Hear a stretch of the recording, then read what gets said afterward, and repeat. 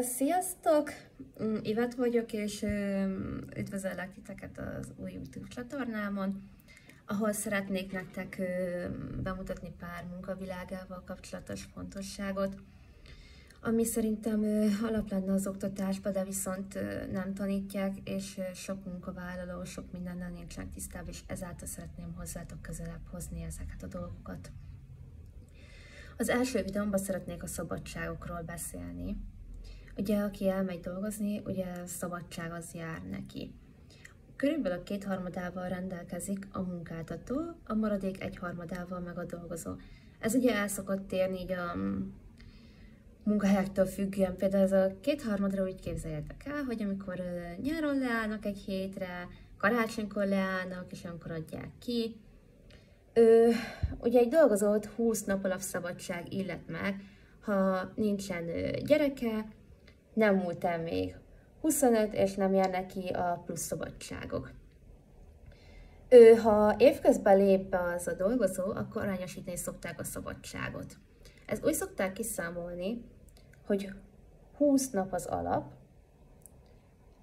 ezt leosszák 12 hónappal, megkapják azt, hogy egy hónapra mennyi szabadság jut, valamint beszorozzák az évben eltöltött, vagy amit el fog tölteni az évben munkával, hónapok számával.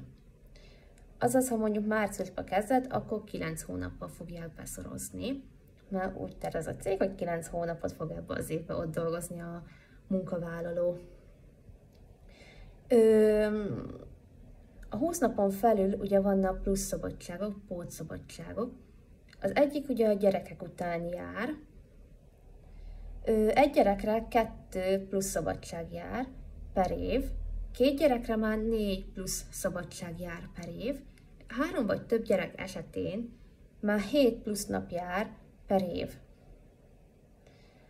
Azon kívül még van az életkor szerinti szabadságok. Ez ugye egy x évet betöltött, utána a következő évtől jár.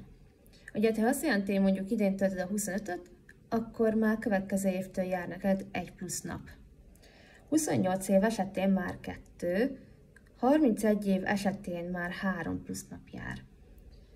33 év után már 4, 35 után már 5, és ez 2 évenként növekszik, és 45 év után már 10 nap plusz szabadság jár.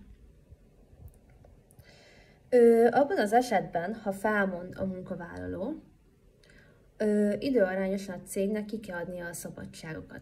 Azaz, ha azt jelenti, hogy tegyük fel, te felmondasz márciussal, akkor kiszámolják neked időarányosan, hogy mennyi napot jár márciusig, és azt kiadják. Vagy ha nem tudják kiadni, mert téged az utolsó napig dolgoztatnak, akkor meg ugye ki szokták fizetni.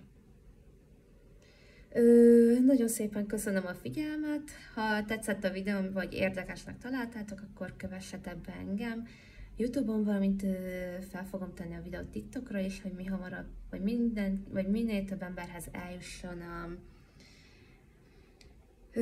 a gondolataim, és által ezzel segítek egy-kettő munkavállalót, hogy tisztában lássa ezt a világot. Sziasztok!